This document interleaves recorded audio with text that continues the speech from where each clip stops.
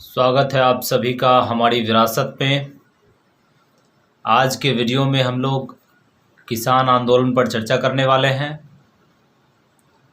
आप सभी जानते हैं कि लगभग दिल्ली की सीमाओं पर और पूरे देश में 9 महीनों से ज़्यादा समय से किसान लगातार आंदोलन कर रहे हैं, सड़कों पर संघर्ष कर रहे हैं। सरकार के द्वारा जो 3 कृषि अध्यादेश या 3 कृषि कानून लाए गए हैं, उन कानूनों में ऐसा क्या है जिसका विरोध किसान कर रहे हैं। सरकार भले ही ये प्रोपेगेंडा करती हुई दिखाई दे रही है कि ये कानून जो है वो किसानों के हित में है, परंतु किसान इसको मानने को तैयार नहीं है। तो आज के इस वीडियो में हम लोग किसानों के नज़रिए से जानेंगे कि इन कानूनों में खेती किसानी और देश के विरोध में कौन सी बातें हैं। ये कानून जो है वो किसान विरोधी कानून, देश विरोधी कानून किस प्रकार से हैं। आप सभी ने देखा होगा कि भीषण ठंडी में जब किसानों ने आंदोलन शुरू किया, उस वक्त उनको दिल्ली में जाने से रोकने के लिए सरकार ने एनएच तक खुदवाए। उनके ऊपर उस ठंडी में भी पानी की बौछारें की गई। पुलिस के द्वारा लाठीचार्ज से लेके विभिन्न प्रकार की कोशिशें करके सरकार उनको रोकना चाहा, परंतु सरकार इसमें सफल नहीं हुई। और मीडिया के द्वारा किसान आंदोलन को बदनाम करने की साजिश की गई। आतंकवाद से इसका रिलेशन जोड़ने का प्रयास किया गया। ये भी बताया गया कि किसान आंदोलन जो है ये राजनीति से प्रेरित होकर के चंद किसान नेता जो है वो किसानों को भड़का कर सरकार के विरोध में आंदोलन कर रहे हैं। तमाम प्रकार की बातें की गई किसान आंदोलन को कमज़ोर करने के लिए, ख़त्म करने के लिए किसान आंदोलन को बदनाम किया गया।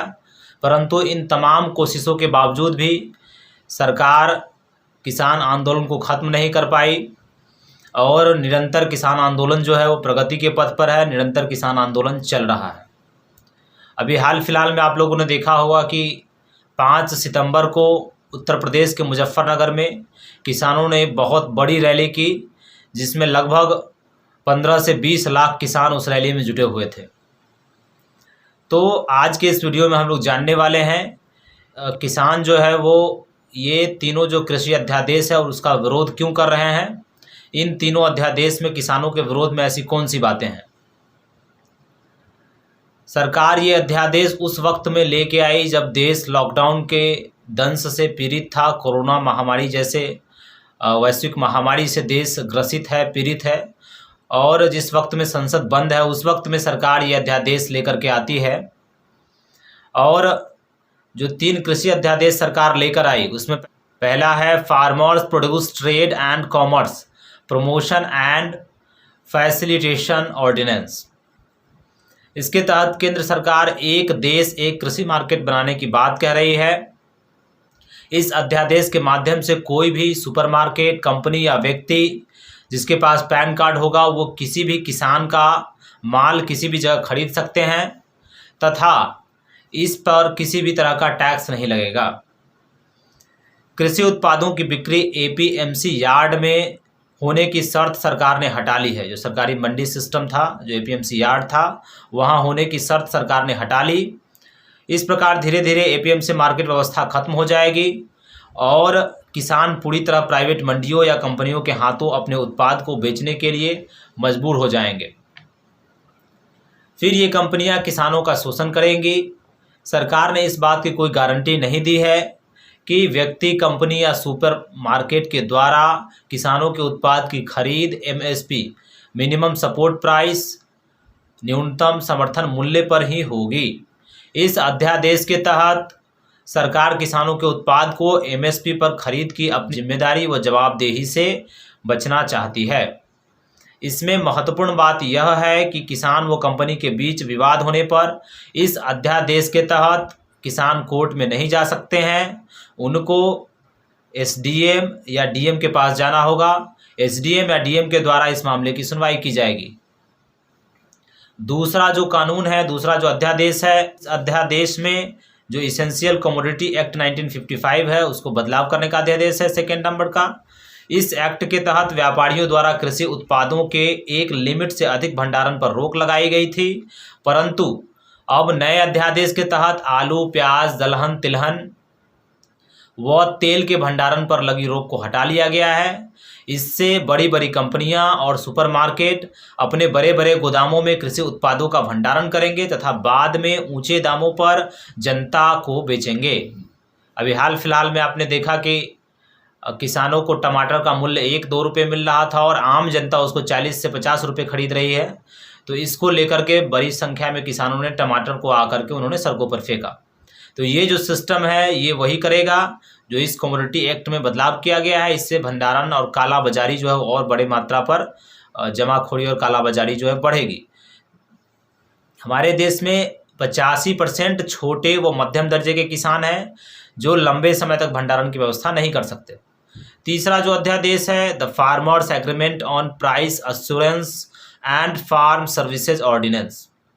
इस अध्यादेश के तहत कॉन्ट्रैक्ट फार्मिंग अर्थात अनुबंध खेती को बढ़ावा दिया जाएगा। इसके तहत बड़ी बड़ी कंपनियां खेती करेंगी और किसान उसमें सिर्फ मजदूरी करेंगे। कॉन्ट्रैक्ट फार्मिंग के तहत फसलों की बुआई से पहले कंपनियां किसानों का माल एक निश्चित मूल्य पर खरीदने का वादा करेंगी, परंतु जब फसल तैयार हो जाए तो बाद में किसानों के उत्पाद को खराब बताकर रिजेक्ट कर देगी या कम कीमत देगी। ऐसा किसानों के मन में डर है। इस तरह की घटनाएं पहले भी हो चुकी है।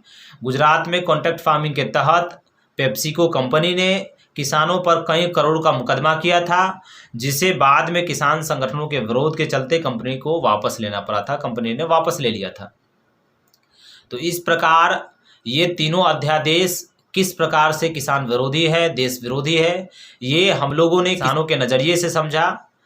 ये मुख्य रूप से गांव कनेक्शन में राष्ट्रीय किसान महासंघ के जो प्रवक्ता है अभिमन्यु कोहार, उन्होंने अपना इंटरव्यू दिया था। उसमें उन्होंने बताया था कि किस प्रकार से ये जो इसका दुष्प्रभाव देश के मजदूर वर्ग, शोषित, वंचित और गरीबों पर अधिक पड़ेगा।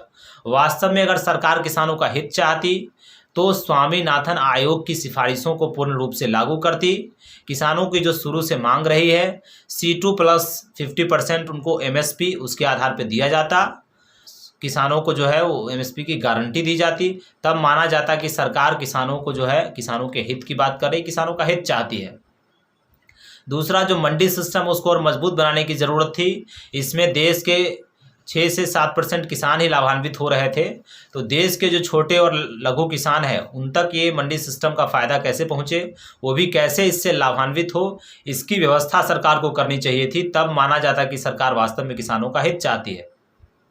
परंतु सरकार ये तीनों अध्यादेश लेके आई जो किसानों के खेती किसानी की और देश के विरोध में है, और विभिन्न प्रकार से प्रोपोगंडा करके ये दिखाया जाता है मीडिया के द्वारा कि ये जो है ये किसानों के हित में सरकार कानून लेकर आई है। तो हमको आपको इस बात को समझना होगा कि किसान आंदोलन क्यों कर रहे हैं, क्यों इतने लंबे समय से किसान सड़कों पर संघर्ष कर रहे हैं। धन्यवाद।